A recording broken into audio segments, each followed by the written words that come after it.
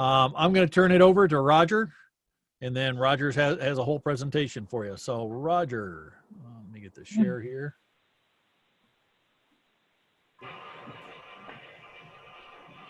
Remote control. Roger Meyer. And Mr. Roger, it's all yours. Okay, well, hello everyone. Thanks for having me. As I talked earlier to some people, I'm so used to pacing around the room and using a pointer and everything else. This is kind of a new monster for me. So, and Jimmy wanted me to have a cover page here. So most of you guys probably know me as the buckwheat guy. So even though we're supposed to be locked down, we've been cleaning some buckwheat. We got all of our buckwheat clean. This is our new operation. We were doing everything hand manually. Now we're using the forklift to load the cleaner, and the cleaner's running here. But I've been a beekeeper for about 24 years now. Longtime president of the Maumee Valley Beekeepers. I'm Jamie's assistant at OSBA regional representative. Before that, I spent about 30 years on a golf course working. The last 17 as the head honcho. I used to have a commercial applicator license, so I know about spraying and what goes on and the ins and outs. I'm helping my cousin's farm. The guy in the green shirt, there's my cousin that helps me plant a lot of wildflowers. In fact, we ground some old wildflowers up Sunday, getting ready to plant. We bought some clover. We got some other things in the works to plant around farms this year. So I see all kinds of things. And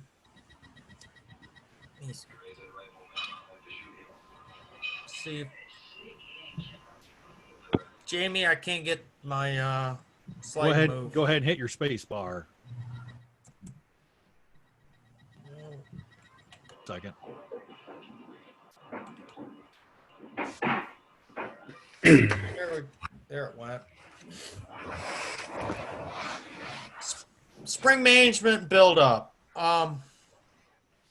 One thing I can't emphasize more is, when you're looking on Facebook and looking at people online, they want to know what everybody else is doing. Well, the problem is everybody else's hives are different than yours, and every hive in your apiary is going to be different. You gotta get your smoker lit. You gotta go out on a nice day, open that hive up, take a look, see what's going on. You can't trust your neighbor. You can't trust the guy down the road. And it takes a while. It's something that after you've done this for several years, you get the feel of what's going on at what time. All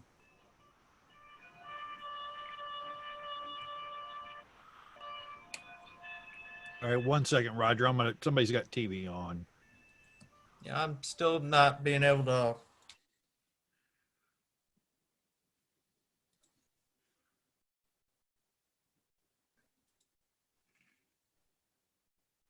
Control, Roger. Try moving the mouse, Roger. I can move the mouse. There you go. That's you. There it went. There you go. There we go. What are your goals? I mean, everybody has to have a goal for their bee yard. Do you just want to have a couple hives in your backyard? You're going to treat your bees different than how Jamie will with raising queens or whatever. So you got to understand when you read online or people tell you, well, it's March 1st. You got to go out and feed your bees. Well, why are you feeding your bees? Why are you feeding them sugar water? Why are you putting a pollen patty on? I've been doing this for 24 years, and when I first started, there was no such thing as pollen patties. The bees had to collect that stuff themselves. So what we are doing sometimes is we're just screwing with Mother Nature, and Mother Nature's got everything kind of timed out. She kind of knows what the weather's going to be. The bees kind of know the cycle. And when us human beekeepers who think we're the head of the kingdom and head of the food chain, we're going to we're gonna help these bees. We're gonna give them a little extra sugar water. We're gonna start feeding them sugar water in February because I think they're hungry. Well, if they got plenty of honey on them, they don't need the sugar water. The sugar water tells them that there's nectar coming in. So now they're going to be building up too early. Um, do you want to raise your own queens like Jamie does? When you raise your own queens, it's a whole nother ball game from just having a couple hives in your backyard. So you got to treat your bees different there. Do you want to sell nukes?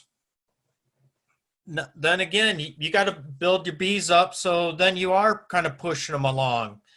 But as you push them along, you got to get ready to take over because things are just going to get crazy on you. And if you've only done this for a couple years, you'll learn that you don't have to push too hard, and you can get a lot of bees.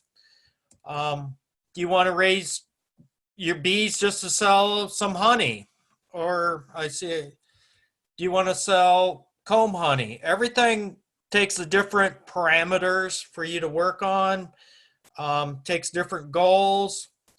So really, what do you want to do with your bees? Everybody's got their own goals. I raise a few queens. I try to sell some nukes. I sell honey, and lately I've been selling some comb honey. So you got to get the feel of what's going on and how you want to treat spring management.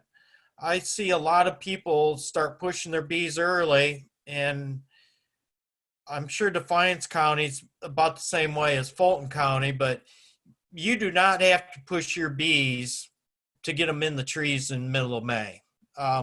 That's it. It will just happen on its own.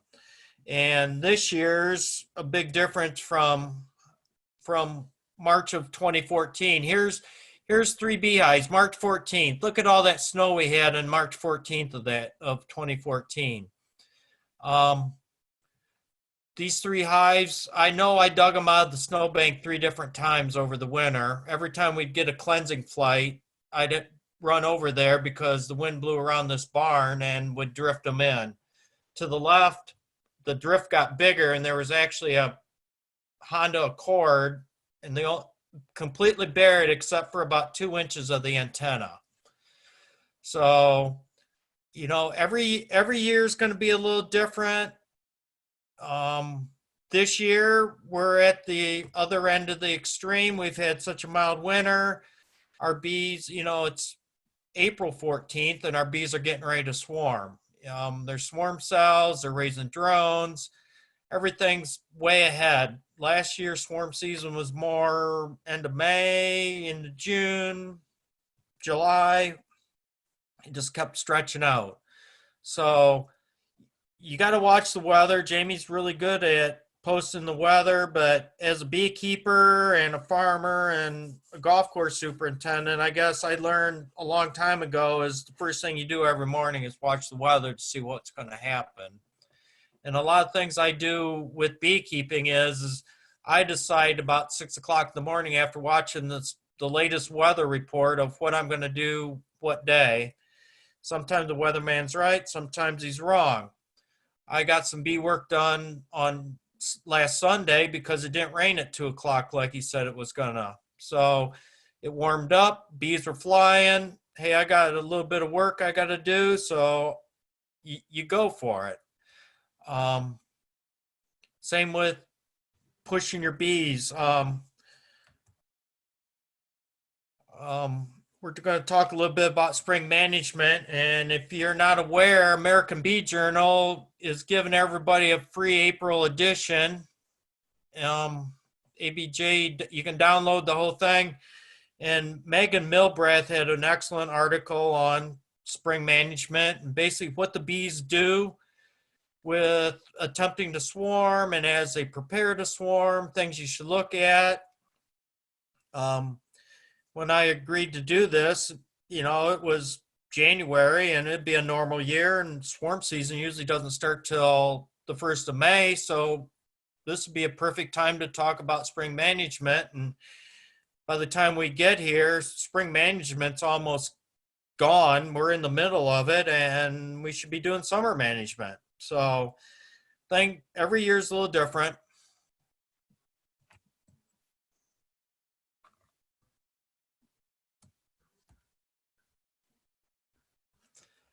I'm going to explain a lot of things that I do in my apiary, and some things you probably have already heard. Some things is different. I number all my frames when the year I put them in. So you can see I've got an assortment of dates there. And something I've also learned is it's easier to get position 1 and 10 out easiest in early in the spring, because usually the bees are going to be clustered here in the center. So it's easy to get these outside frames out. So what I do during the summer is try to get the old frames worked out to the edges so they're easier to pull out. It's hard to pull this 14 frame out when it's right here in the middle and the queen's been laying eggs in it and it's clear full of brood. I hate throwing brood away. Sometimes you sacrifice some honey out here or some pollen. I was tearing some of these old frames apart today, and boy, there was lots and lots of pollen that they'd already brought in. So sometimes you gotta sacrifice that. If I pull out a whole frame of honey, I try to replace it with a frame of honey from somewhere else. So the bees have got pretty things in order, and here I come along and start ripping stuff out on them. But for the most part, your bees usually cluster here in the center. You want to kind of take a look. Here, I also get the question of, well, how do I know when to throw my frames away? Well, by numbering them, it kind of gives you an idea, but here I got 3 frames. They all had the same year on them. And depending on where they are in the brood nest is how they look. This frame up here on the left, I don't know why I'm advancing.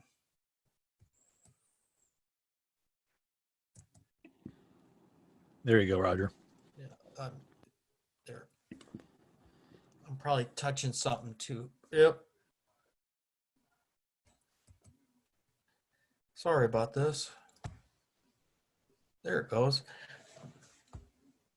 The frame on the left over here probably got pushed out to the edge, and the bees filled it with honey the first year, and so it was full of honey, sat there on the edge, never got moved.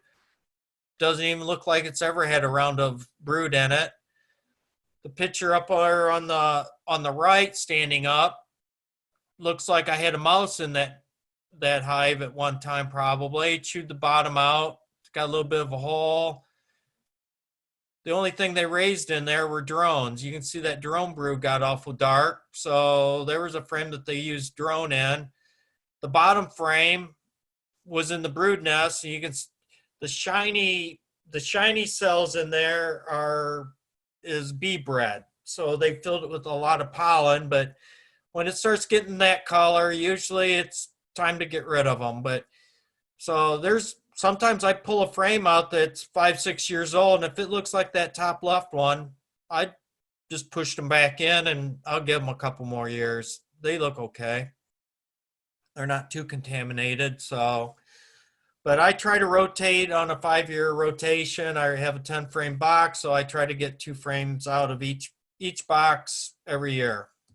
It can be a challenge, especially on years like this, and they start building up. Here you can see a frame that's only 3 years old, and look how black that is. So sometimes, just depending in where in the brood nest, how much brood they raise, if they're cycling it every 21 days and you're going to have if this year drags out like last year, you're going to get 6-8 brood cycles through there. Now this came out of a dead out. It's all moldy. The bees, you can see where the bees were clustered when they died. There was some brood in there, and the longer that all that moisture sits in there, the moldier it gets. Actually, I don't think these had been dead all that long, but they sure did get moldy quick. So it was being on the junk pile being ready to be ripped apart.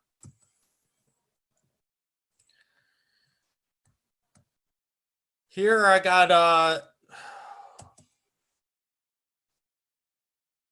I think this should go back.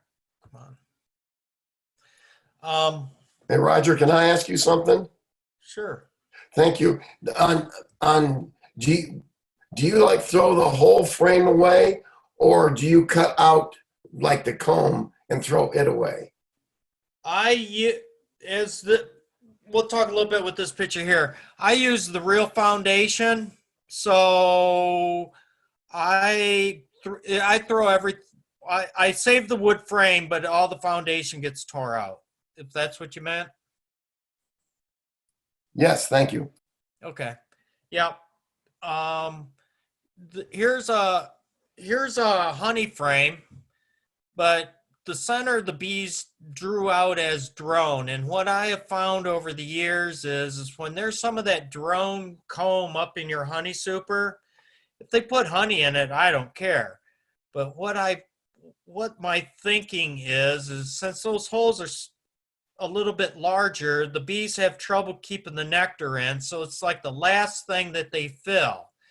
And if that queen is out searching for a place to lay eggs, especially some drone, she will run back up there and lay some drone in there. And I had a queen a couple years ago that she'd lay all that drone in. I'd find it, I'd remove it, figure, well, the bees will fill it with nectar, and I'll give it 2 weeks and I'll be able to take that frame home and extract it. Everything else was capped. Nope, come back, it's relayed, it's all full of drone again, it's all capped up, rip it back out. We went around and around with this all summer long, and I usually don't use queen excluder, so I use a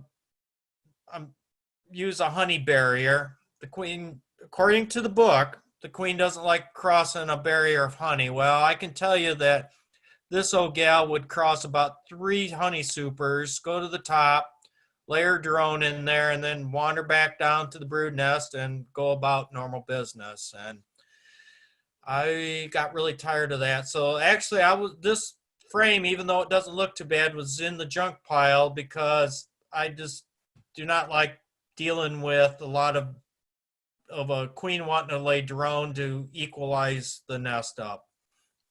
As bees want to have about 10% drone in a hive, and us beekeepers put 100% worker foundation in. So we screw with them, so they'll get even with us.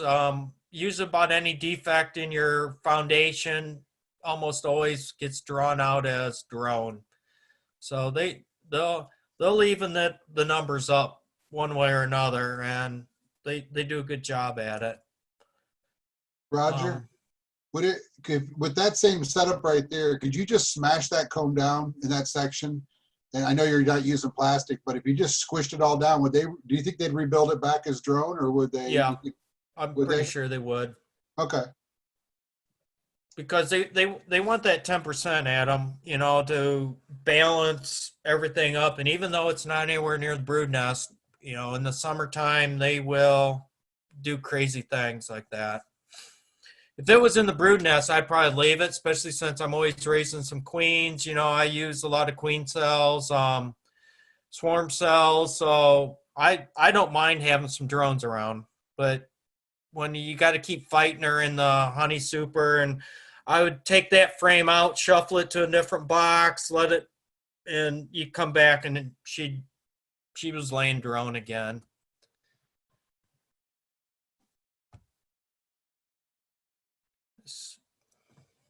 Here's in Megan's article, she talks a little bit about if you're not on a honey flow, bees do not really want to draw any foundation out. And over the years, I kept having a lot of trouble with early splits. I didn't have enough. I never have very much drawn comb around, so I'd throw in some foundation. And if you go into any of my beekeeping meetings up at the Maumee Valley, I'm not a big fan of plastic. but just to prove that I try to play both sides here. The bees do screw up natural foundation, and what they do early in the spring on a normal year like this time of year, they go through and they chew the foundation up. And why they chew along the wires, I do not really know, but they'll chew that, and usually the centers will fall out. So they don't chew the whole center out, but they chew so much of it that it just falls to the bottom and they haul it out like trash. So this was something that was misdrawn. It was going to the junk pile. The next slide shows some plastic, and one of the reasons I don't like the plastic a lot is this reason here. Now, this was not one of my frames. This was actually a frame of another. Well, I don't know if she's really a bee haver. I'm her professional beekeeper. Let me call it that way. And she bought a nuke from me last year. She had a guy lined up that was going to take care of her bees for her on a property. He got stung, had allergic reaction. That was the end of him. And I've kind of taken over now. But here's some plastic frames, and I really emphasize waxing all plastic frames, especially if the honey flows during the summer and there's a really strong flow in it. They'll usually draw them out okay, but if it's a mediocre time, this is what the bees do. And you can see here where they did not attach their comb to the foundation, the plastic foundation. They just rehung their own from the top of the frame down.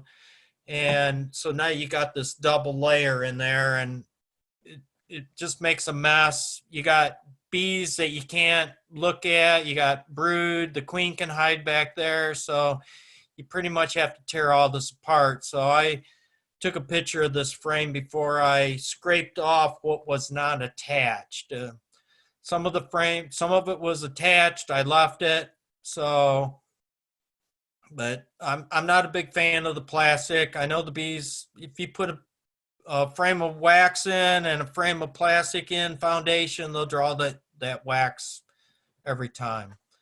So I do coat some up, and what I'm trying this year is using a few plastic frames early in the season, like right now. So when I pull out a frame, I'm replacing it with some plastic foundation so the bees can't chew it up. I've learned. It's only taken me 20 some years, but I finally learned that if I put some plastic in, they won't be able to chew so bad.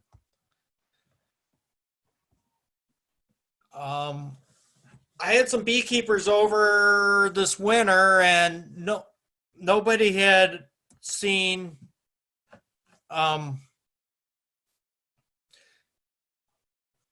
what robbing looks like. And this is in a honey frame, and the bees had robbed it. And you can see the frame on the left, the corners had honey in it, and they apparently had raised some brood in the center where it's darker. So there wasn't any honey there. Well, I think this was from a dead out. After the hive died, the neighbor bees came over and stole it. And you can see on the right is just a close-up picture of that frame, but you can see all the chewed edges and how rough they are compared to the smooth where they were raising brood. This is always an indication of robbing, and they're in there to get the honey out just as fast as they can, and nothing's neat. A lot of all the trash is going to lay down the bottom of the hive, but this came out of a dead out too. So if you see all the rough edges around the comb, is a good indication that you got some robbing going on.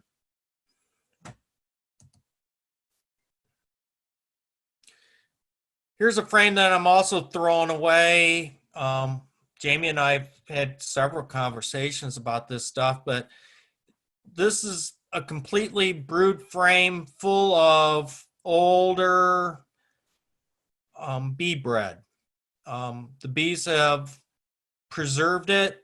Um, you can see you almost lost most of the color in it because it's a couple years old, and they preserved it. The shiny is the honey they mix with it so it doesn't get moldy.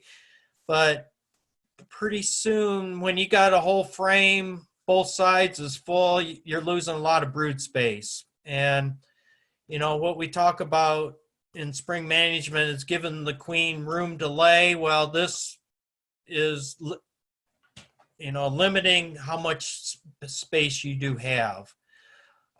There is some food value to it, but most of it's getting pretty old, and most of the time they very seldom will ever use this.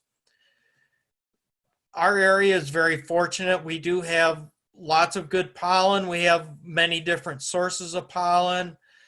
Other parts of the state of Ohio do not have near the pollen that we get around here. So our bees, as they're hoarding all this pollen to raise brood, bring in a lot more pollen than they'll ever use.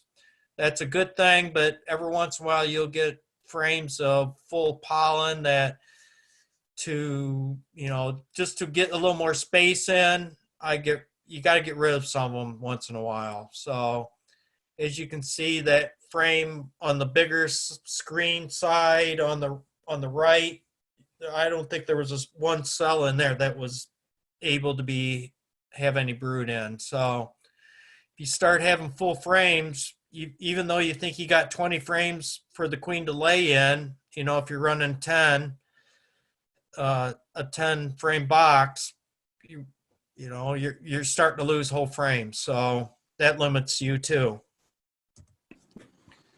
But before you do that, Roger, I'm going to take you back one. Yep. If you have a full-size colony that has this, if it starts to get this old, take that frame away, because if you don't have a strong colony, all it's going to take is one hive beetle to lay eggs in that, and imagine the mess you're going to have in about probably 4 to 5 days. Yeah. That whole entire frame will start to move by itself because the larvae are underneath the pollen and they're chewing from cell to cell to cell. And the next thing you know, when they split and they start to mature and come out, your entire colony is going to abscond because there's so many hive beetles.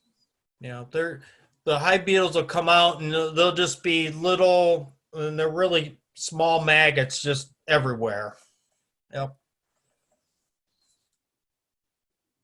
Yeah. You're welcome anytime, Jamie.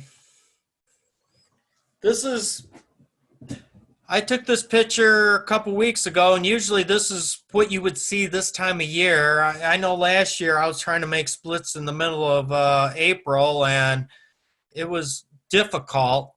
So we're many weeks ahead, but what you really want to see is the nice banding going on. And the picture on the right, if I can move this without flipping you got cap brood. This band in here is larger or open brood, large larvae, keeps getting smaller. You get out here, you can see the pollen band, and then open nectar, and then capped honey. So the bees got this uncapped, and after you smoke them a little bit, they're eating that open honey because that's what they do. This picture over here I tried to get it more of a close-up, but you can see eggs in here. And then over in here, there's the larvae, the size about what Jamie would graft, and it just keeps getting bigger as you go across. So this is really, you want to see this early in the spring.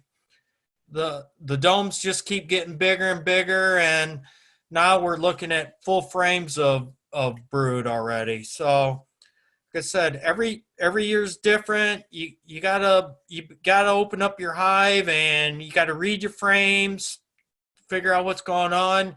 You want to make sure the queen's laying worker brood. You want to see cap brood early in the spring. A lot of times after that queen's taken her little brief rest period in the wintertime, sometimes they don't start back up. Sometimes it may be she's old. I got a drone hive, and I'm pretty sure she's only about 2 years. This might be her second year. So things happen when they take that break and they don't start back up. So then you got to scramble to find a queen. So you always want to look to make sure you got some good worker brood going on and not drone brood.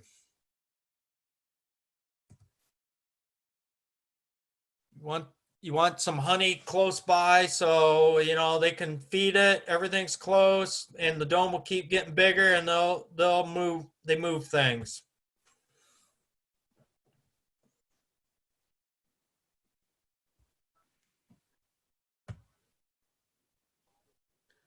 Moisture. Here well, both these. The first picture, if I can get this thing go back, I'm going the wrong way. I do this with my clicker. When I got the clicker, I go the wrong way. I go too fast. Usually I'm not patient enough. But the bees, you know, here I got the inner cover looks very wet. Moisture problems. I didn't really notice the frames being wet. So as Mr. Beekeeper, I look at that inner cover and go, they got too much moisture in there. I'm gonna have to lift that lid up so give them a little more air. So you can see the whole outside of this lid has quite a bit of moisture on it. It's been there. It's probably been there all winter due to where the bees were, how many bees, you know, with more bees in the hive, there wasn't any standing water. The top of the hive looked really good, but I lifted the lid. About 3 hives later, I got to this other lid, and it actually had a pool of water in it. Up here, there was a pool of water. When I flipped it over, it was a complete pool of water. When I propped it against this fence, you can see the streams of water ran down. But as you can see, the top of the hive did not have any. This clicker is really sensitive tonight, Jamie. I have trouble moving the cursor. The inner cover's dry. The top here is dry. It was just water on the lid. And after I lifted a few of these lids, all of a sudden I got bees scrounging for water in the mornings around my honey house. And usually most springs, winter, my bees will scrounge water. They used to drink off my floor mat. The mat that I'd walk in was rough and the water would collect on it and the bees would get in there. They get in the eaves trough, they get in the downspout guard. So I usually put some water out in the spring, and this year I noticed that the bees had not been gathering any water. So, you know, this year's a little different. Maybe they didn't need to bring water in to liquefy the honey that had crystallized. I didn't know, but as Mr. Beekeeper, I think, whoa, there's too much moisture in here. So I lift the lids, and the next thing you know, I got bees scrounging for water. So I think the bees had it figured out. It was the beekeeper that didn't have it figured out. Actually, since everything looked really good on this, even though they had a pool of water on the lid, I left the ventilation the same and did not change it. I think the bees got this one figured out, but those other ones I didn't. And lo and behold, they were using all that water that was condensing to probably reliquefy their honey. So now they're out on those cold mornings after it rains, and I see them in the grass. I see them on some plants trying to find some water. So they do use water this time of year. And so if you're an urban beekeeper, it's time to put your water feeders out, even though they'll probably freeze in the next couple mornings. But you know, you want to train them early. You don't want those bees going to other sources. You don't want them over at your neighbor's hot tub, since everybody's at home all day and they can go out in their hot tub, and having your bees go over there for a drink of warm water. So you got to be careful with your neighbors. Splitting a hive, or not splitting, but flipping the boxes. the hive on the left is usually what your bees will look like this time of year. They're up against the lid. They've eaten their way up. And as bees like to expand up, you take the top box off, put it back on the bottom, restack in the order they were, and let them work their way back up again. This will allow a lot more of expansion, buys you some time, especially like this year. I've done a lot of flipping to buy some time for the weather to get a little better. Some people do walk-away splits. I can actually say I have no recollection of ever doing a walk-away split. I either buy queens or I split swarm cells off, and put them in a bunch of nukes and split that way.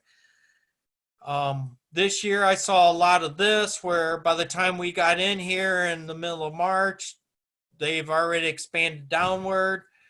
You don't want to split that ball of bees in two, because now if there's bees at the top and bees at the bottom, now they got to recluster in two places. You want to keep the warmth in one big ball. So sometimes this is how I was splitting. Take two boxes off, put them down, and now the bees can go back up. You read where people want to take that red box off in the fall. Sometimes by early fall, the bees have already moved out of the red box and into the blue one. I always leave this here. One, it gives them a dead air space, I believe. And two, my box is already there, so if I want to flip it in the spring, I can flip it. I don't have to store it. I don't have to bring it back to the apiary. I don't have to carry it up to the house, carry it up empty, carry it back empty. So I usually run about a 3-box operation. Not always, but I usually have 2 deeps and a medium full of honey in winter. And usually it's about half and half. Sometimes I think this last fall, they must have made a little more honey late in the year than I was expecting, because I got boxes that I knew I left on that were not capped. It was wet honey that I didn't want to extract, so I just put it back on, give them a little extra food for the winter. And now I open up this time of year and I got boxes of capped honey that they haven't even touched yet. So when you're in the fall leaving honey, you never know what it is. You never know what winter's going to do. So this buys you a lot of time. You can get a lot stronger hives. One thing you can do is you can split this hive. Once this ball gets bigger, it's easy to just, if you want to do a walk-away split, you can take this box off and make your split with the whole box. You don't have to use a nuke box. Just split it right in two and walk away. As big as the hives are this year, I wouldn't be afraid to, after this cool spell, the last weather I looked, looks like it's going to warm up this weekend, and all of next week's going to be warmer. So hopefully this is the last of our cool weather. And if you got equipment and you want to do splits, you can do some splitting. This is how my operation, most of my bees winter in this operation. I used to be really anal about the 2 brood boxes always got to be on the bottom going into winter, and the medium full of honey up at the top. And I've learned over the last 24 years that the bees really don't care what box order I have. They just need some space. So this top box with the 49 painted on it, I'm sure was full of honey going into the winter. And the bees have worked up. I know I've flipped that box. You can see I took that picture when there was still a little bit of snow on the ground. But this is what my bees usually look like. And this gives me a little more room to play with if I got 3 boxes versus 2. As you never know where the bees are going to end up. Are they going to be at the top? Here's a couple more of my hives. Here I got 36 has got 2 mediums on it, and 84's got 3 mediums, and deep super way at the top. Sometimes it just depends when late summer, where the brood is, where their honey is. I always want the honey on top. So this number 84, I've already like split it right here. Take this off, put it on a new bottom board. You can do a split that way. You can. This year, I can see a lot of big splits happening just because the bees are booming so big right now.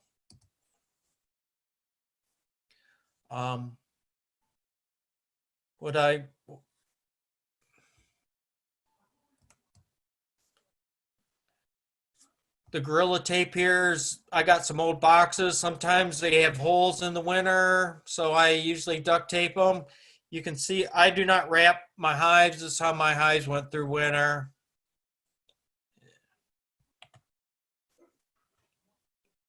See if I'm stuck, Jamie. Can you advance it one? There we go. There you go. Thank you. If you take your lid off and it's just belching with bees, it's probably a good time it needs some expansion. When I was taking these I got, thousands of pictures, and I'm going to make this slideshow in February, and must be most of the time I'm too busy doing bee work than to take pictures, and I hardly have any pictures of like spring splits and what bees look like, big colonies.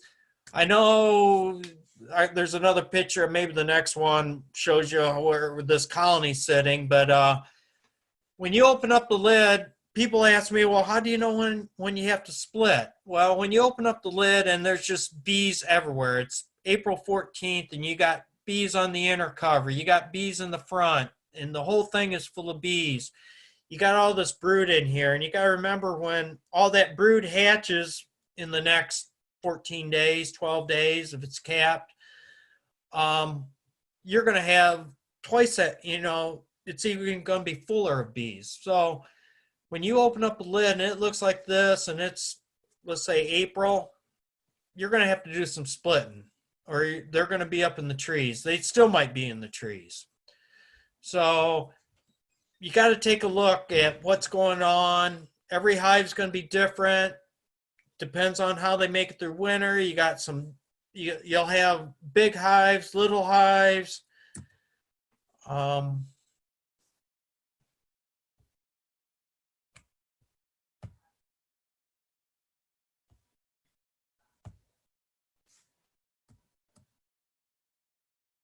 You open up the hive, take a look in.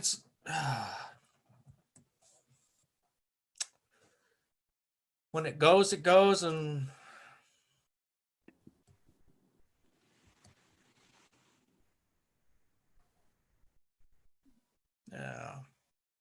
where are we going, Jamie? Can you go back a couple for me? Yep. One more. Right here. Thank you. You're welcome. Whoop. You take the inner cover off. Take a look at it. How big is that cluster sitting on top of the hive? That usually gives you an indication of where the bees are. Is it wall-to-wall bees? Is it just a cluster in the middle? I like to look between the frames a lot. I run around 80 hives. I do not take every frame out and inspect every frame. I try to take a look, peek down in between. If this is at the top and I got some bees like this, and I look across there and I can see capped honey in every crack, I go, well, at the most I might have a half a frame of a brood. So I will maybe pull a frame out. I try to keep most of my frames fairly clean. I get the sides clean. That way I don't have to start over here on frame 1 and take them all out to get over here to see where the brood is. Chances are the brood's going to be in probably if there's brood in this box, it's probably in these 3 frames right here. So I personally would like to pull maybe this frame out, take a look, see what's on it. If I got cap brood, got open brood, take a judgment, take that box off, look at the next one, and decide if I want to rotate or not. Sometimes you got to look ahead for the weather. You know, when are you doing this? If it's just a little ball of bees up here, I'd probably leave it as is because the bees have everything adjusted as long as there's honey on the outsides. Always like to see honey on the outside. Take a look down in between the cracks. You know, do you got bees at every crack? You know, every seam of bees here is full of double row of bees, one on the outside, one on the inside. You got 2 rows of eyes here, 2 rows here, here.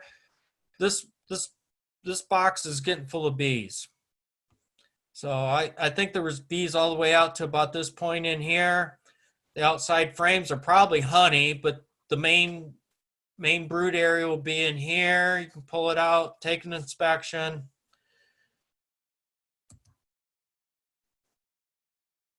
When you make your splits, you know, a lot of us don't have extra equipment. When I first started, I put my splits in 10 frame boxes.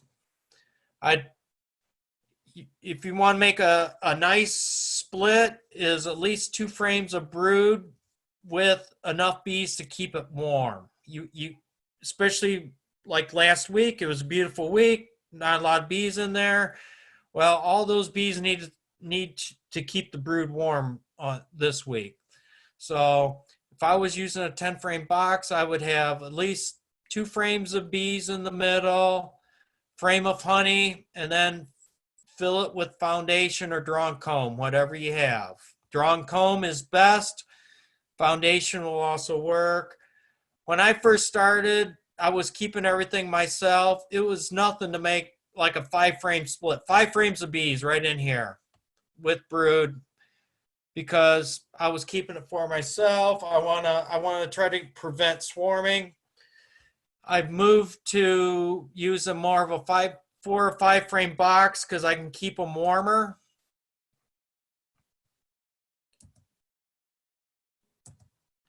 I like the wooden ones where I can as they chimney up, as they fill this up. Let's say like last year, we had a cold May and June. It was wet. The bees do not like to expand in these big boxes. They like to keep this nice and warm. You can put another, if they would draw this out and need to expand, you can put another box on, they expand up. These plastic, you know, the political sign boxes, they're cheap. But there's no expansion. There's supposed to be a lid on here. My lid broke off, but there's no way to expand up. So once they outgrow this box, they're done. You gotta move them. You gotta move them to a new box. These boxes are what I find are really great if you're selling nukes or if you're going to go catch a swarm. This box works great for catching swarms. It's very light. You can handle it one-handed. So you don't have to go out and buy any special equipment. And I've done more splitting with bees that are getting ready to swarm. Once you can find some capped swarm cells, put them in the nuke box, put some brood with it, and there's your nice, beautiful queen coming out. My feeling is swarm cells are always a better looking cell. I don't know. I'm sure the queen's been fed better than when you do a walk-away split, because basically you're getting an emergency queen. They gotta get their signals straight. I've seen, you know, I make up observation hives sometimes, and I'll take the queen out, come back 2 or 3 days later, and the girls decided they didn't know that the queen was gone. They didn't even start to make an emergency cell. So sometimes they do, sometimes they don't. I've made lots and lots of splits when I find queen cells. I very seldom rip my queen cells out when they start to form because they'll just rebuild them. They got, by the time you get to this point here, they got swarming on their mind and it's going to be hard to break it. So you might as well I always try to make sure I got 2 nice looking cells in there. If it was this case, I might take a runt off. So there's 2 cells.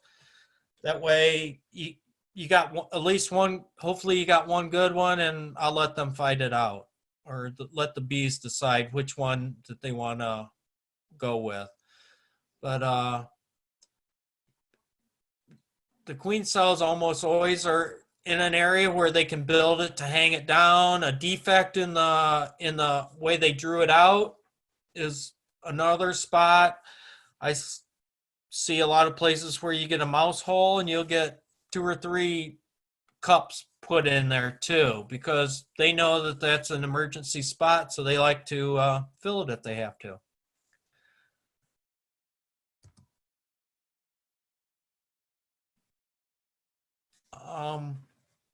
This time of year, I'm the old school, I guess. I was taught, we never did alcohol washes. Alcohol washes is something new for me.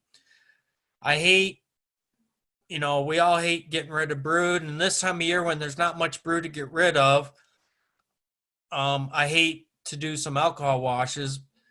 So Jamie will probably take my beekeeping card away for this, but I pull a lot of drone, and that's how I found my purple-eyed drone a couple weeks ago. But I use an uncapping fork, and I pull that drone out, and I take a look to see if there's any mites on it. And usually the mite will be stuck on that larvae. The cap, is pupating. And you'll see the little brown speck on there. And if you've never seen mites on larvae, the picture down at the bottom is some larvae with mites on. Those little specks of pepper are the mites. They're very easy to see on the white brood. The pink purple-eyed drone are the best. If they're not quite purple-eye, when you stab in there and pull them out, it's just like jelly and everything turns to goo. If they're too far along, they're usually starting to get dark, and it's really hard. It's harder to see the drone real quick. I don't know if I have a picture. My wife and I drink Folgers coffee, so I always have a lot of plastic coffee cans, and I got a whole barrage of coffee cans that I go to the apiary with. I got one that I'll put all the wax scraps in, like this stuff here. I scrape all that off after I pull the drone out. That goes in one can. I'll have a can for propolis, and I also have a can for all my drones. I don't throw the drone larvae on the ground. One thing is if there is mites in there, what happens is the bees might start scavenging the pupae for protein, and they're going to take that mite right back into the hive. So I throw it all in a coffee can, and my chickens know that when I show up with a red coffee can in my hand, they come running because they are going to eat larvae. So once I start to see, I have a book with all my hives in. I do things the old-fashioned way. I write down the date, what I'm seeing in the hive. If I pull out some drone brood like this, I'll mark down no mites. If I had a hive that I found one in, so I pulled out all the drone brood in that hive that I could find. I think I had 2 mites in it. That gets put in my book that I did find some mites in that hive. I'll keep an eye on it. And once I start to see some mites on this larvae, or the pupae, that's when I'll do an alcohol wash. So I'll buy some time. Maybe it might be May. This year it'll probably be the end of May. I'm sure I'll start seeing some mites.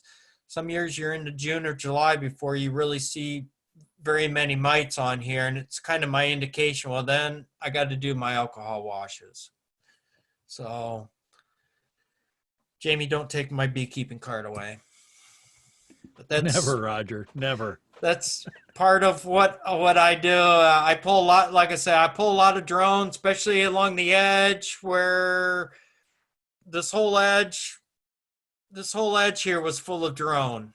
And I think that was probably that stab there and this stab here. And sometimes when I'm taking my own pictures, I get blurry pictures. I had a really nice fork, but it was blurry. So, but sometimes Real quick, Go ahead. when you guys, for those that use the green drone comb, that's the perfect time to pull that thing out on the 21st day, way before they to run and merge. Put it in the freezer and use that pick, just like Roger showed. Shove it through their heads and pull them up and look and see what your mite count is. I mean, it's going to tell you. I mean, if you see hundreds of them, you know you're behind the 8 ball. If you can't find any of them, you know you're ahead of it. So it's a good way to do that. Roger has a good picture of that. Yeah, I think Barb Bletcher said at one time it was like 1 per 20. If you pull 20 out and see one, that was a percentage. I'm not count. I don't have time to count. But if I would pull that fork out and I got 6-8 drone on there and there's a couple mites, then I know I better start looking. And like I said, I pulled a whole bunch out just to find 2 in that one hive the other day. This is number 24 is the picture of where you saw it before. As you can see, this was a new apiary. I'm sure I moved all these bees when they were young. Some hives are ahead of the others. Used to be when I was really anal about always keeping my medium up on top, I would find, if the queen was up here laying in the spring, I would take her and bump her down here into the box, put a queen excluder on so she couldn't get back up here to the brood. Almost every time I would do that, I come back next week to inspect this, there'd be queen cells up here. And the reason is she'd been running around there so much, she had all that pheromone up there. And when she got bumped down here, the bees realized that the queen's gone and they would raise queen cells up here. So that's another thing to think about if you want to do splits and you want to raise some queen cells, you can raise queen cells in here. It's just like an artificial split because the bees think the queen's gone because she's not wandering around up here, but actually she's down here. So almost always would find queen cells up here. I know I put the queen down below, so I would usually cut those out unless I wanted to make a split off. But in this case, if you wanted to split a hive, put a queen excluder on, get the queen out of the area, they'll raise some queen cells up there, and then you can split that off, put it on a new hive stand, new bottom board. There you go. Most of you probably are making splits in your own apiary. I highly recommend you want to do it on a nice sunny afternoon. So hopefully most of the forager bees are out flying and not in your hive. Because what happens when you move this over here, if there's any field bees in, they're going to come back here and you could be really short of bees. Also go back and check maybe if you do it early in the day, later in the day, or the next day to see how many bees you have. You can do it in the ideal time, and I've made splits, left them in the same yard I made them, and I come back and there's hardly any bees left. So you got to put some more bees in. Don't be afraid if you got this hive and this hive and this hive, and they're all a little mediocre. You can take a frame from this hive, frame from this hive, frame from this hive, put all 3 frames in here. They're all mixed up. The bees don't fight. They're so confused because now they have no queen. They don't know what's going on. Field bees will return maybe, but all the young bees will stay behind. They all don't have to come from the same hive. You can use multiple hives to make them up, especially years when I'm selling nukes. you know, you got customers, you gotta find enough bees to start making nukes. You got queens coming. So I pull from different hives to adjust.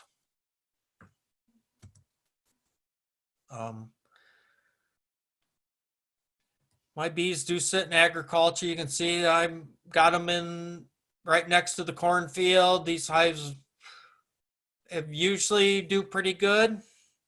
You always get the odd year where things don't go too good, but it's in agriculture. It's also close to town. It's not too far away. This is what you want your nuke to look like when you get all done then. That was a quick look.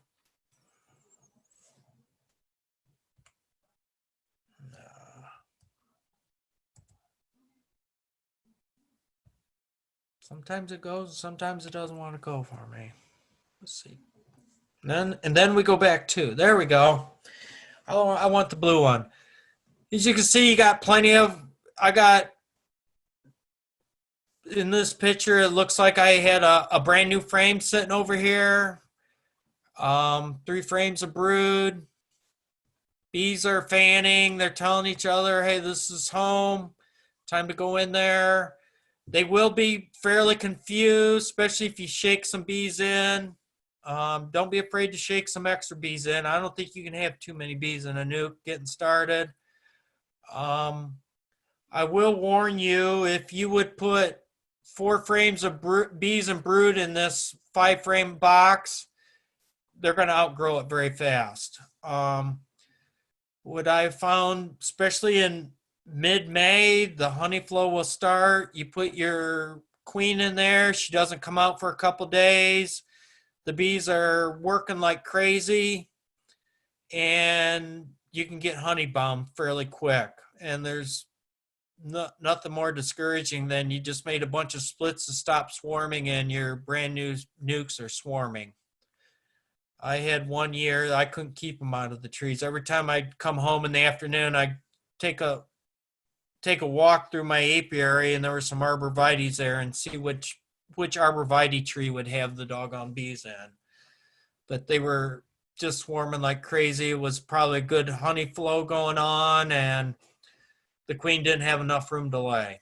So I've learned to kind of detune my nukes and not quite put so many bees in, put some open comb, and you really have to monitor them. They can outgrow a nuke box really quick.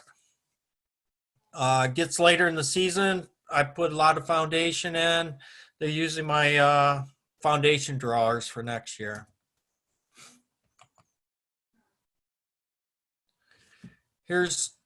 And no matter what you do, they always end up a little different.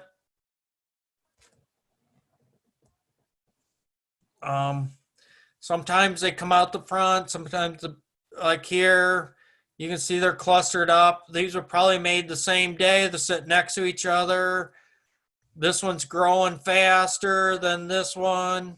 So it's just part of beekeeping. It's what you got to learn. This one's ready probably for put another box of foundation on or drawn comb, whatever you have. Most of my nukes, when they're sitting in the yards, you can see they have entrance reducers on till they really get going strong.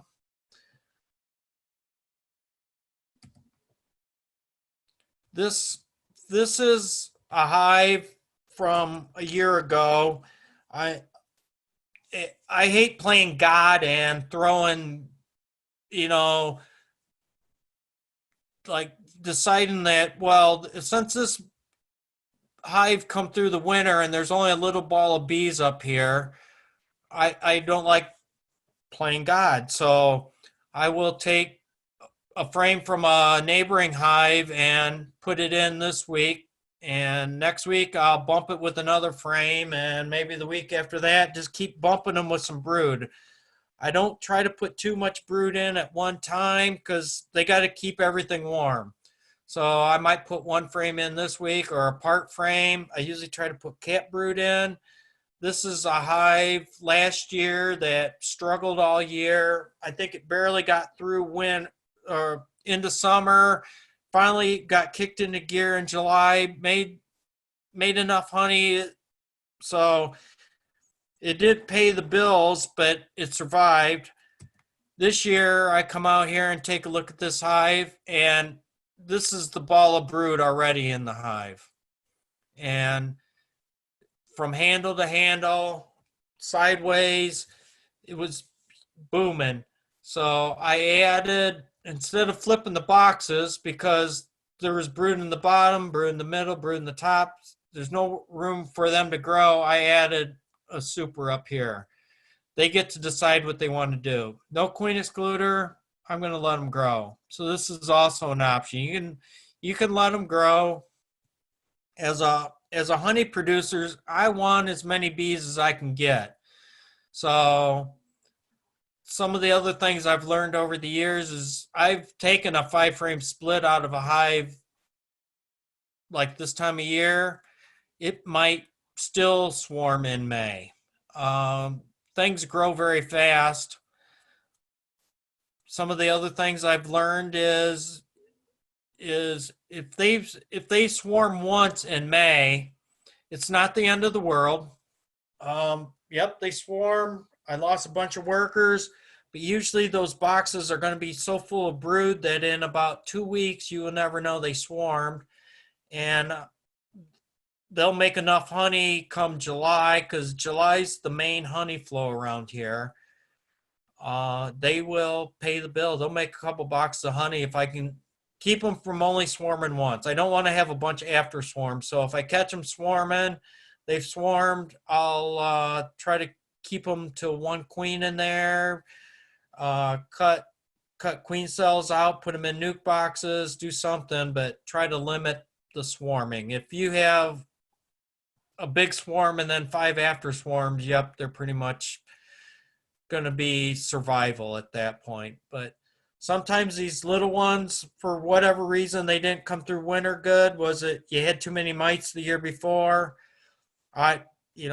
Sometimes, bad luck, but the same queen the next winter is a booming queen. So I tolerate having a little, dinky hive come through winter, and I'll nurse it along unless it's absolutely completely doomed. But there was just a small ball of bees in this one, and it's work, but it's what it is.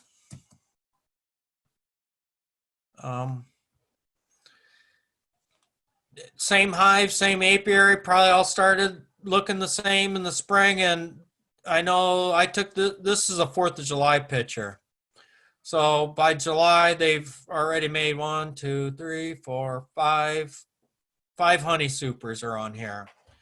So usually it starts to be extracting time. I know what I did this year. My honey house wasn't clean, so I took top honey box off, put it over here. It helps 12 out. Probably took a one off 16, put it on 12. Give them some more bees. Some of the field bees are going to fly back, but sometimes you got to do what you got to do. And then this is also a telltale sign that they're starting to run out of room, is when they start scrunching comb wherever they can find room. It's a sign of growth.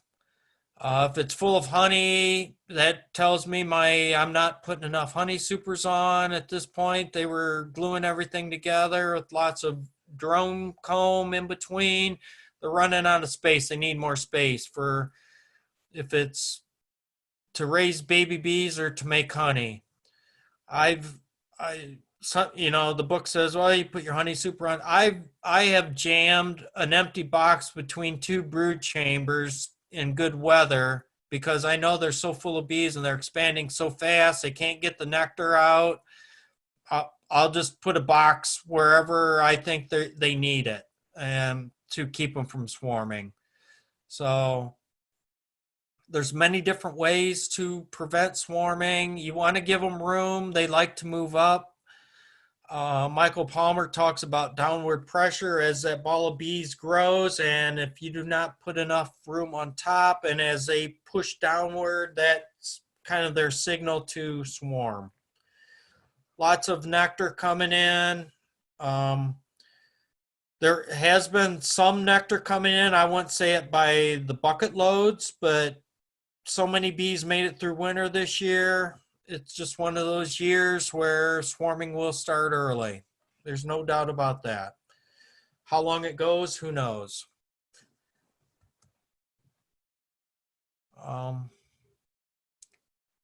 If you haven't been out to your hive yet and you've put a sugar feeder on or to feed over the winter, this is probably what you'll find is as they start to grow, they will fill whatever space they can with comb because they got empty space in there. I heard a lot of people were starting to get comb built. This was actually a fall picture after using Apigard, and they're not supposed to fill that gap late in the year, but this hive decided to grow, and you end up with quite a mess to clean up because when I pull that shim out, now everything gets smashed. So we've all done this. When you get ready to make your splits, make sure you got enough frames around to do.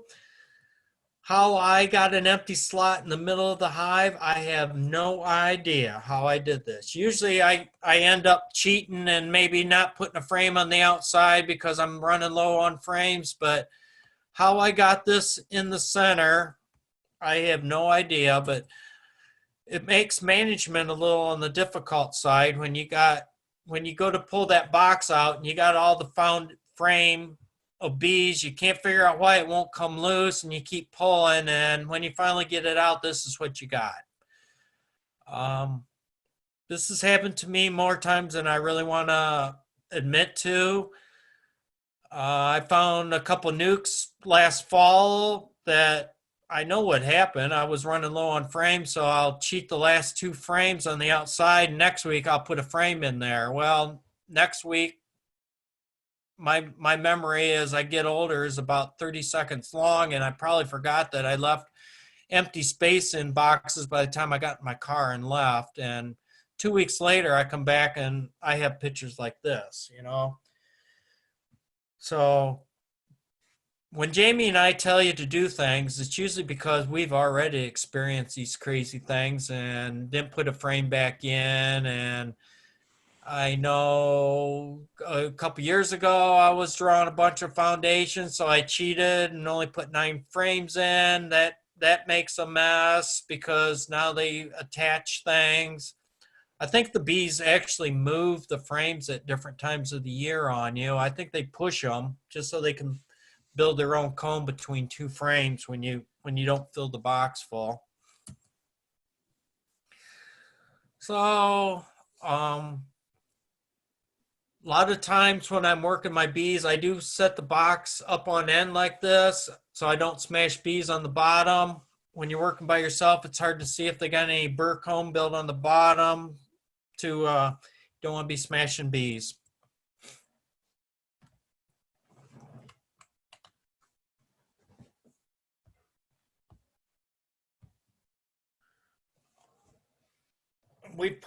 Most of us have probably heard this saying before, swarming bees in May is worth a load of hay, a swarm of bees in June is worth a silver spoon, and a swarm of bees in July is not worth a fly. Well, that all depends on the year. You know, swarming is part of what goes on with the bees. It's their natural process of the superorganism reproducing. They usually can tell the difference between a swarm and a bunch of the orientation flights by how many bees are in the air. And if it's a cloud of bees and the whole air above the hive is full of bees and they're flying in a circle like a tornado, it's probably a swarm. We've all done it. Swarms usually leave on really nice sunny days about 10, 11 o'clock in the morning so they can it's just what they do. Orientation flights are usually 2, 3, 4 in the afternoon. That's the big difference between orientation flights and swarming is swarming usually happens in the morning. Depending on how this weather changes, but if we get some good sunny days, maybe Monday, Tuesday, it's sunny in the morning, a warm evening, that's a good, that day is a good day for swarming. If we get a rainy stretch in May when swarming season starts and it rains for 3 days and then the sun comes out the next morning, that is the trip signal, and they all take off on that sunny morning. Swarms come in all shapes and sizes. You never know where you're going to find them. Some are easy. Here I got they're all on one big pine branch, a foot off the ground. Don't even need a ladder. All I need is one snip. Drop the branch in the box, put the lid on, you're going home. That's a quick and easy one. I like to put old frames in here. I save some of my old frames when I'm culling frames, and that's what the S's are marked for swarm. So I know later on that I got some old frames in here, and I try to get them back out sooner than later, because they're going to be dark comb. But the bees love old dark comb. Same with swarm traps.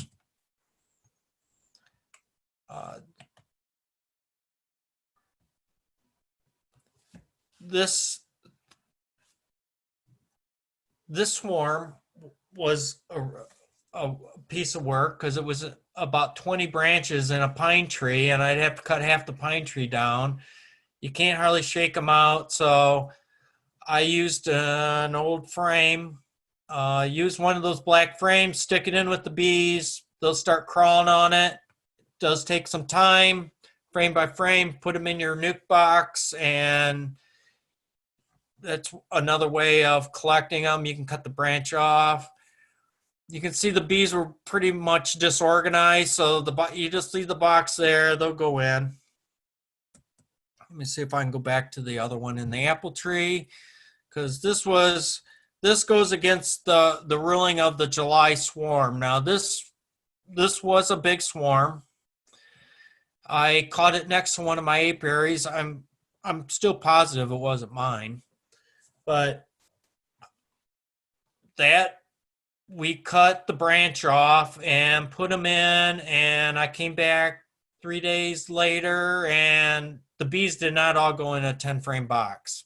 And there's still wax on the outside of the box because swarms are good for making wax. The age of bees that want to swarm are wax makers because they have to build a new house. So if you can get a couple frames of like old comb in there and then put a bunch of foundation to hold them in, oh my God, they'll draw that foundation out in no time flat. It's usually there's usually a flow going on, so they will draw it nice. But that was a July swarm. It was early July. By the end of the year, they drew out a deep box of foundation, a half a deep box that they were in to start with, a medium full of honey that they were left with, and they made me one medium. So last year's flow ended a little long, so they did have chance, but I don't ever give up on a swarm. I've taken September swarms and combined them and give them some honey. This was a huge swarm in Ottawa Hills. Dwight Wilson gave it to me because he didn't want to drive all the way to Ottawa Hills to take a look at these bees. So he called me, and I show up and called the city manager. It was a city tree. They were strung out so far that there was no way I was going to shake them into the box without being there all day. What I like to do is, before I get set up, is put a blank sheet on the ground. That way any bees that fall in the grass can crawl in the box a lot easier. if you go to somebody else's house, make sure you get permission to trim their tree before you cut a branch off. I did call the city and ask, hey, I'm going to have to cut this branch off the tree before I get to get these bees for you. And they agreed. Most time, I swear you could go to somebody's house and you can cut their prize tree down just as long as you take the bees with you. Most people are, scared to death of the bees, but these bees ended up all over the place. And so it's like a MacGyver experiment on any time you go on a swarm call if you've never been on one. I got the branch trimmed down. Most of the bees were in the box. You can see I have a big hole. There's bees on the outside. And the tarp came in real handy because all I did was take that strap back out and I folded the blanket in, folded the bees in, strapped it down, put it in my car, and away I went. If you're on a swarm list and people call you, I usually have in my truck during swarm season, I have a ladder, I got loppers, I got nuke boxes, I want a 10 frame box because you never know how big the swarm's going to be. You got to have a little bit of everything. If somebody calls you and tells you the swarm's 4 or 5 feet up in the tree, I would take an 8-foot extension ladder because they're always wrong. They're always guess low. It can be kind of comical. I usually have a bottle of spray sugar water. I spray the swarm down quite a bit with sugar water, get them all sticky. They can't fly quite as easy. They'll go in your box. They get preoccupied licking each other. They come in all shapes and sizes. This was out of that tree. They'd only been there 24 hours. You can see all the wax, just oozing out of the bees. They got just wax caked everywhere. And that's pretty common for them. So that's why you want to put some new foundation in there because they'll draw it up.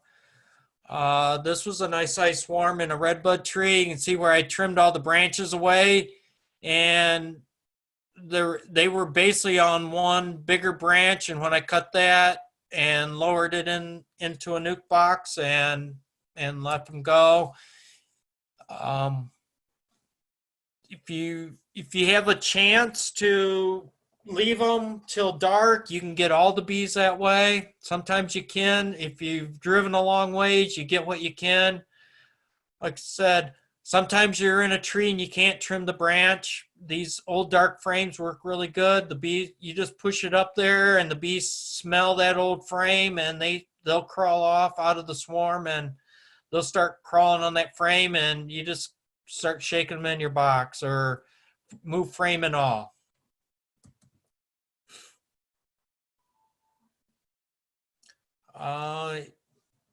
Also, you never know where they're going to be. The box on the right was in an intersection in the town of Delta that the police called me and said there's a swarm on the ground and we're here directing traffic so nobody drives over them. And the one on the left was in a daylily patch. She crash landed right in the ground. They're all woven in all these daylilies, and it took a while till I got the queen in the box. I never saw the queen, but when she went in the box, everybody started marching in, and it was at a business, and they would peek out the window, and when they started marching, I waved them over, and they all came over and watched the bees march in the box. I like taking my wife with me on swarm calls because when you show up at somebody's house, the whole neighborhood for some reason already knows that there's a swarm in the trees. And when you show up, everybody wants to talk to you. So I like taking my wife along. She's the PR person. She can chat with everybody, tell them what I'm doing, and I can go about my business. It's either that or I get delayed way too much. Here's one on a horse stable barn, on a lean-to. Here's one on a trunk of a tree. So you never know where they're going to be. And you got to you do a lot of improvisation on trying to get the bees out of here. I think both of these were using some old comb and getting the bees down out of there. The next picture is, an old whiskey barrel. That looks like a tree log. You know, that looks like a natural cavity, a little hole in a hollow tub. So they went in the whiskey barrel, and I think I've gotten 3 open air swarms so far up in the tree that they decided they weren't going to leave. They're just going to build a home. The one on the right, if I remember correctly, was 2 foot by 2 foot, and I think there was 9 combs on that branch when we found it. Unfortunately, it didn't make it through the winter. We tried to build a box around it. It was late. But so a lot of improvisation. Here's a hollow tree that broke off. The top's on the left on the ground. It had bees in it. There was bees clustered on the tree trunk. Is like I said, you never know what you're going to find. That hollow mess and all the stuff that fell out, I'd never seen so many hive beetles in that thing. It was just full of hive beetle larvae. But there was a wild swarm living in a tree. This was in Oak Openings Park. And that took a little time to get out. I think I made 2 or 3 trips to that place before I finally wrangled up them bees. The main problem was I think the queen got killed when the log pancaked. And then you get the after swarms that aren't any bigger than the palm of your hand. So you never know. One of the other ways to, and then there's always the swarm that you can see in the tree, but there's no way to get into it. Yep, they're free bees, all right, but if you break your leg and have to go to the hospital, those free bees get pretty expensive. This was, I was working the hive and I go, doggone it, they swarmed, and I looked around and looked up, and there they were, up 30 feet up in the tree on the outside branch. There's no way to prop a ladder. All I did was go home, put a swarm trap in that location, and they found somewhere else to go. So sometimes you catch your own, sometimes you lose your own.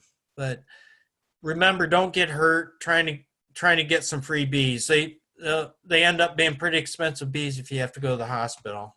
Nobody wants to go to the hospital if there's a bunch of sick people there right now. And there's my wife. Sometimes it does help to have the second person. I think I was on the ladder and she was running the pole saw, and she cut and I caught him in the bucket. I've caught them in 5-gallon buckets. I caught them in hives. This is a swarm trap. Swarm trapping's probably the easiest way to catch bees. I use an old super. I checkerboard it with foundation and old frames, and I do not scent it. I scent it with old comb. That was a very good location. I caught 5 swarms in 2 years in that location. And I know Dwight Wells talks about using tree stands, but I can tell you that trying to get a box back out of the tree stand that's full of bees and maybe half full of honey can be a real chore. I don't think I'll use that tree stand again, but Tom Seeley recommends getting them up high. I can tell you that I've caught them low, put them in an easy spot. Everybody talks about swarm trapping right now. This is Tom Seeley's dimensions. It's basically a 10 frame deep box, 1.25 inch hole in the center, about 2 inches off the bottom. He recommends highly visible, well shaded, south facing. Do not put honey in it because that just attracts robbing bees and small hive beetles and some other issues. And if you come back and you see bees flying in and out, check to see if they have pollen on them. If they're bringing pollen in, that means they're feeding baby bees. Getting it 15 feet off the ground can be difficult. I'd recommend 4 to 5 feet. I've caught them in a usable spot. Like I said, I'm not going to use that tree stand anymore because I had to get a backhoe to get the bees out. That's all I got for tonight. I hope I didn't talk too long. Open to questions. Jamie, if you I'll want to go open ahead. it up. Yep, I'll open it up to everybody.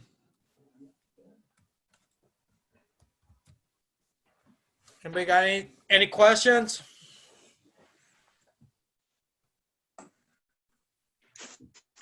Did everybody fall asleep? No. Oh, No. No, we're good. Just All right, amazed at the different types of swarms. Holy cow. Oh, it's And there's nothing that I can say that Roger hasn't touched on. I mean, you've done an excellent job. This would be the perfect time if you're going to get out and you have old equipment and, like Roger said, some old frames, get them out there for swarm season because we already seen queen cups. Everybody's seen queen cups. We've already had some people that have queen cells out. So queen for swarm season is probably a week and a half out tops. Oh, Lord. So as soon as it gets nice out, we're going to be going. Some of the other things Roger talked about, if you're going to go after swarms, when you talk to these people or you start, call the dog warden, city administrator, city PD, sheriff's office, talk to the club members. There's stuff that I won't even go get because I'm so busy, or anybody else. And once you turn and put your name out there, have a little thing to it. I just around tell people you get a honey bear if you tell me there's a swarm and I can fetch it. So find your little way, but ask people your height and don't just say, just give me a rough estimate. Tell them, can you stand on your flat footed? Can you reach up? So you know you got 6 to 8 feet. And then tell them relative things that you understand. Taller than a single-story house, 2-story house. Because when most of the time somebody says, well, it's up about 8-10 feet, you get there and you need a 24-foot extension ladder. Key things to ask, and you can ask multiple times if this person's upset with you. Have they been sprayed or have they been dusted with 7 dust? Have you sprayed them with something? Because time after time, Jeff Ort, the lady up towards Bryan, she said over and over to me, no, I have not sprayed them. Jeff Ort said, hey, he says, I'll go get them. I said, all right, go up. There was 3 cans of spray sitting off the side. And she goes, oh, I forgot to tell him my husband sprayed him yesterday. So ask those questions up front.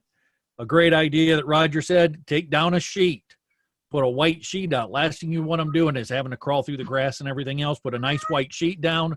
That way, if you have to shake him out of his tree or you have to scrape him down from a wall cavity or hanging like Roger showed on the horse stall and type thing, or a tree or shrubs, that way they have something nice and flat to walk on to get inside.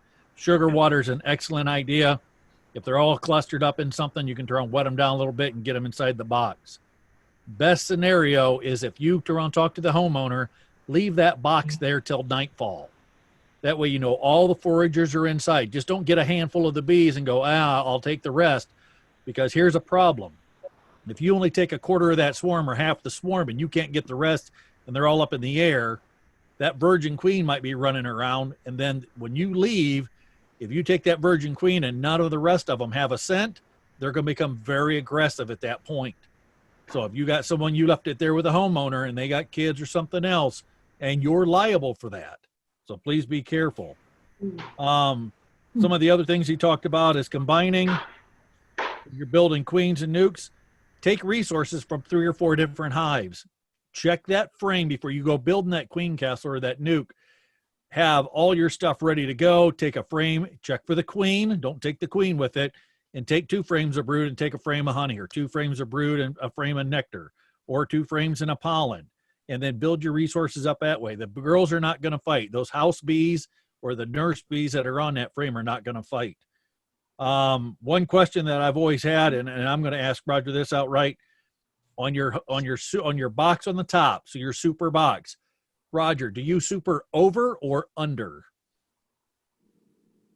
I under super. Under super? Yep. I try. I usually leave a honey barrier. So there's a honey barrier. The next box goes on.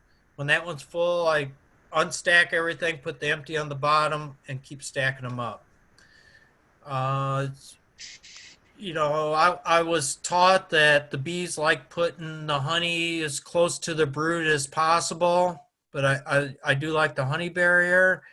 It also makes easy when you start extracting because that top box should be pretty much capped off. And your raw nectar, that's not dry is down below. So you can pull a box off. When I start extracting, it's could be a 2-month process. So it's, super here, super there. I don't pull them all the same day. Okay. And then Roger talked about if you have a swarm that's in a bush or a shrub or you can't get to, take an old frame and just set it up to the bees. Put it up right up against them. They'll crawl right on it. You can take that frame, put it on your bait box then, or your box that you're going to take them home with, shake them off, put it right back up. As fast as you can put it up there, they'll crawl right onto it. Use some nitrile gloves or use some leather gloves, and you can actually take your hand like a saw and actually put the frame underneath it and saw them until a good chunk falls on. As they spread out, check and look and see if you got the queen. If you're going to capture swarms, get a queen clip, not the plastic, because the tabs will break off. I've probably owned 30 of them and went through the plastic ones left and right. Get the metal ones. Once you find that queen, then put her in the clip, put her in the box. Then if you want to, you don't even have to get all the rest of the bees. Wait till that night. They'll all jump in the box for you. Game over. You got a $180 swarm for free. That's all I have. Great job, Roger. Thank you, everybody. Thank you. Thank you. Thank you. Any other questions for Roger? Great job. I don't Roger. think so. Go team Roger. Thank you, Roger. Yeah. Thank you, Roger. You're welcome. We need a call to adjourn. So can I get a motion for an adjournment? I'll make a motion. I'll take Kathy, and then I'll take Joe since he's got his thumb up and Carol beat him last time. Great. Thank you. What we're going to do, because I've had a lot of requests for this, we're going to take not the business section, but the talk and the presentation at the end of the night. We're going to take this and we're going to put this on the BSBA mentors page. So that way, if you want to look at it later or look at the pictures, Roger had a lot of great pictures. And that's something you can look at later and say, hey, was that an old comb that I should get rid of? And it gives you something to compare it to. So we'll go ahead. I'll post that up probably later, probably Thursday or Friday after I get done, and I'll edit that just a little bit. Could you Jamie, send can I us ask a you a link? quick question? Oh, just 1 second. Go ahead. Yeah, you gave us the other day a link to Ohio State's GDD, the growth days. Yes. When I looked at that, I just need to understand that. Take 10 seconds, I don't think, to answer this. The number that I'm seeing, it was like 93 today. Is there a specific, the higher the number, the better? And No. is there a specific number that we need to look for in terms of, I don't know, good days? Okay. And what it's doing, it's a phonology chart. And as those numbers, like Cincinnati, I looked at it the other day and it was like 200 and something. Any day it's over 50 degrees for 6 to 8 hours, they assign it so many points. So if it's 20, say it's like 12 hours of the day, it's over 50, it could get 20, 30 points. If it's only an hour, it only gets 5 or 6 points. Okay. As that goes through each thing, if you turn around and get on that chart and you click off to the right, it's going to show you more things that are coming in that season, or you can click on it and give me the entire chart. It shows you all the bugs and pests that are coming out at different phonology or different warm-up days. It'll show you all the different trees. Here in another week, and after we get through this cold front, the nectar flow is going to start because all the eastern red buds are starting to pop. Maples, silver maples are done, or coming in too. Sugar maples are probably about done. Silver maples are in. Eastern red buds, mine are starting to pop here at the house. We're going to have apple trees, all the fruit trees. I got tons of people that are calling me right now to ask me to set up hives. I got one gentleman at Wasiana. I might even talk Roger into setting up a hive at his house. but he's got tons of fruit trees. So all Probably that already stuff's got going to be 'em coming covered. in, and the nectar flow is going to start. And when it starts, if you're a beginning beekeeper with tons of foundation, you're going to still want to feed, because if it gets cold again, 2 or 3 days of rain, and it's cold, you're going to want to supplement that feed. But the nectar flow is going to start. So if you're an older beekeeper, you have tons of drawn comb, don't be afraid. If you have like Roger showed the pictures, that the bees are busting out, get on another box. If it's all drawn comb, you can checkerboard if you need to you could do the half and half game, but give them some room, because they're going to start pulling in the resources, and they're going to get set up for swarming. So that means if you let them get to that 80, 90% for 3 or 4 or 5 days, 6 days, they pull out some queen cells and she lays some eggs into, or queen cups, excuse me, and turn on and starts pulling them out. She's going to turn on. There goes half your workforce in that old queen, and then it sets you back a month and a half. Okay, thanks. Yeah, Yes. let me add something. To all the new people, we always tell you to add a box, but when you have no drawn comb and you're only putting foundation in, that is really like no space. When we talk space, is we need room for the bees to store nectar and the queen to lay eggs. So when you put a bare box of all foundation in, and that's all you got, you have no choice. That is not a lot of usable space for them. So if you can get that on a little earlier so that they can start drawing it out before they run out of room, it's workable space. But a box of foundation, can be about worthless, when they really need a lot of space. But sometimes we don't have a choice. I got boxes ready to go with complete all foundation. They're going to get 10 frames of foundation. That's it. Go to it, Yeah. girls. Yeah. And Now is remember, the time. Putting the boxes together. Go ahead. and remember, if you have a 10 frame, 8 frame on the bottom, or a 10 frame, if you want them to go up in that next box, don't be afraid. After this cold front and the overnight temperatures stay above that 40, take a frame of brood and stick it in that empty box in the top. And then in that gap, take a frame of foundation or drawn comb and set it inside, and get them to come up into that second box. And you can even put on a feeder up top just to entice them a little bit. But make sure those overnights are staying up, because if you take that single frame of brood up, they're going to go down and protect the brood, and they're not going to protect that frame up there by itself, and you're going to chill the brood. So make sure these overnights are starting to come up. Mary, Yeah, you had right something? now is the time. Yeah, right now is the time to make sure that all of your woodware is painted and ready to go, because in 2 weeks you're not going to have the time to go over to Dwayne's and get woodware, put it together, paint it, all that kind of jazz, because they're going to be too late. So you're going to have to make sure you got all that now and have it painted and done. So We don't. you don't? Nancy does it? Oh, we do. Oh, We're good. okay. But yeah, you got to make sure you got that now, because Fred put it together this weekend, and thank God he's essential, or he'd be out of the house. So I got to paint it this week and have all my stuff ready to go.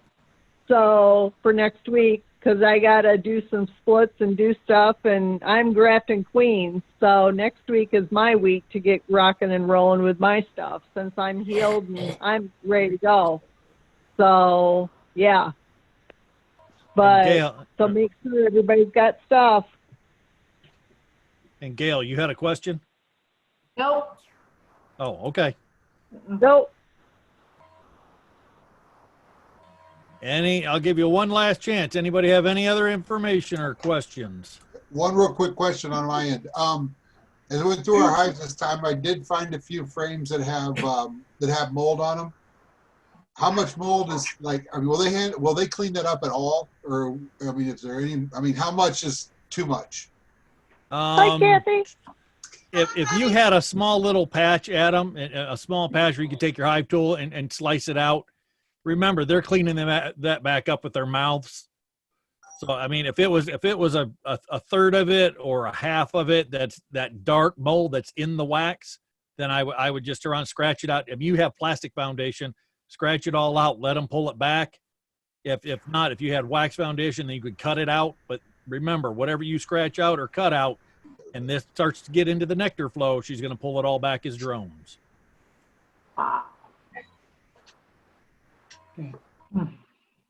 All right, everybody, have a good night. We'll get this posted on the mentors.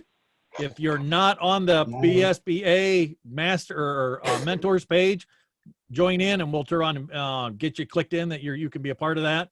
If not, wash your hands, keep social distancing, be safe, and we'll see you on the other side.